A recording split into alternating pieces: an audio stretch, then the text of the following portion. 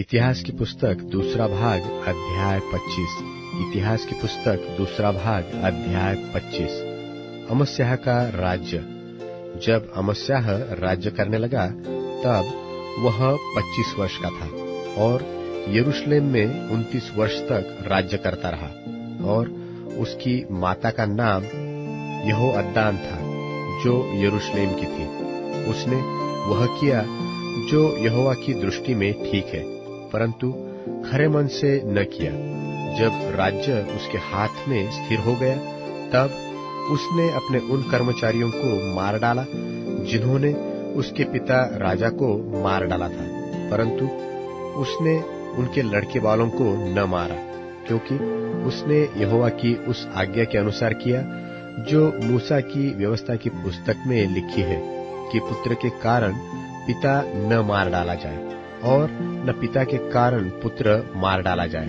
जिसने पाप किया वह उस पाप के कारण मार डाला जाए। और अमस्याह ने यहूदा को वरन सारे यहूदियों को और बिन्यामीनियों को इकट्ठा करके उनको पितरों के घराने के अनुसार सहस्त्रपतियों और शतपतियों के अधिकार में ठहराया।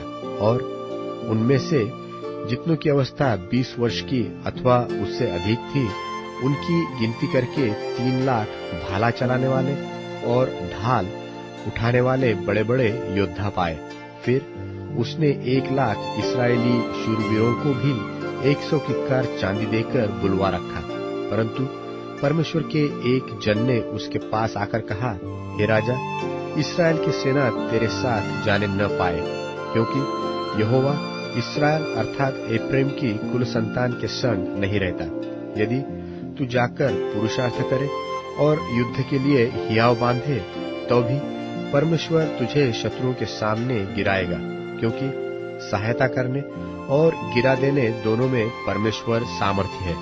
अमस्याह ने परमेश्वर के भक्त से पूछा, फिर जो 100 किक्कार चांदी मैं इस्राएली दल को दे चुका हूँ, उसके विषय क्या करूँ? परमेश्वर के भक्त ने उत्तर दिया, यहोवा तुझे इससे भी बहुत अधिक दे सकता है। तब अमस्याह ने उन्हें अर्थात उस दल को जो एप्रैम की ओर से उसके पास आया था अलग कर दिया कि वे अपने स्थान को लौट जाए। तब उनका क्रोध यहूदियों पर बहुत भड़क उठा और वे अत्यंत क्रोधित होकर अपने स्थान को लौट गए।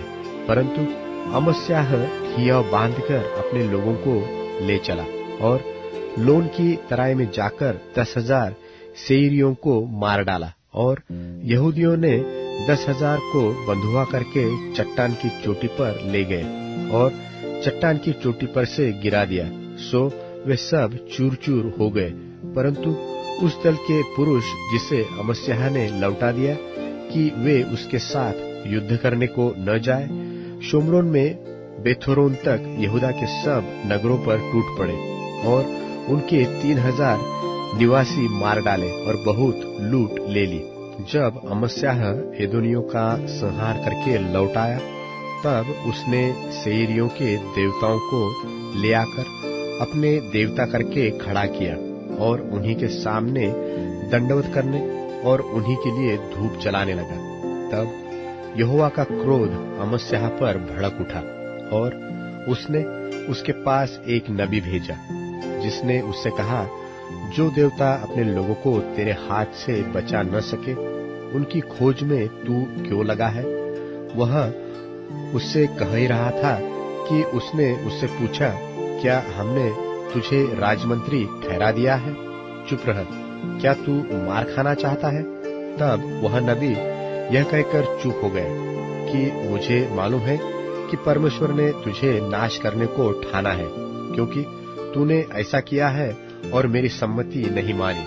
तब यहूदा के राजा अमस्याह ने सम्मति लेकर इस्राएल के राजा योआश के पास, जो येहू का पोता और यहोआहाज का पुत्र था, यो कहला भेजा कि आ, हम एक दूसरे का सामना करें। इस्राएल के राजा योआश ने यहूदा के राजा अमस्याह के पास यो कहला भेजा कि लबानोन पर की एक झड़बेरी ने लबानोन के एक देवदार के पास कहला भेजा कि अपनी बेटी मेरे बेटे को ब्याह दे। इतने में लबानोन का कोई वनपशु पास से चला गया और उस झड़बेरी को रौंद डाला। तू कहता है कि मैंने एदोमियों को जीत लिया है, इस कारण तू फूल उठा और बढ़ाई मारता है। अपने घर में जाकर रह, तू अपनी हानि के लिए यहाँ क्यों हाथ डालता है? इससे तू क्या, वरन यहूदा भी नीचा खाएगा। परंतु अमस्याह ने न माना। यह तो परमेश्वर की ओर से हुआ कि वह उन्हें उनके शत्रु के हाथ कर दे, क्योंकि वे एदोम के देवताओं की खोज में लग गए थे।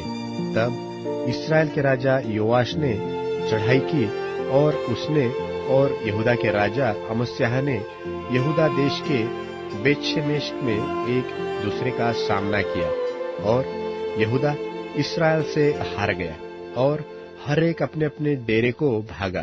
तब इस्राएल के राजा योआश ने यहूदा के राजा अमस्याह को, जो यहोआहाज का पोता और योआश का पुत्र था, बेतशेमेश में पकड़ा और यरूशलेम को ले गया और यरूशलेम की शहरपनाह में से एप्रैमी फाटक से कोने वाले फाटक तक 400 हाथ गिरा दिया।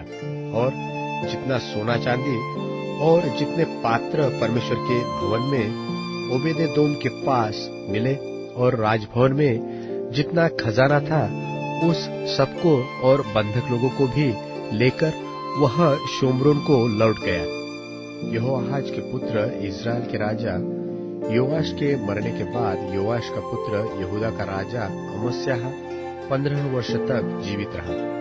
आदि से अंत तक अमस्याह के और काम क्या यहूदा और इस्राएल के राजाओं के इतिहास की पुस्तक में नहीं लिखे हैं? जिस समय अमस्याह यहोवा के पीछे चलना छोड़कर फिर गया था, उस समय से यरूशलेम में उसके विरुद्ध द्रोह की गोष्ठी होने लगी और वह लाकीश को भाग गया।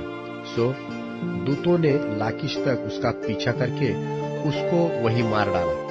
तब वह घोड़ों पर रखकर पहुंचाया गया और उसे उसके पुरखाओं के बीच यहूदा के नगर में मिट्टी दी गई।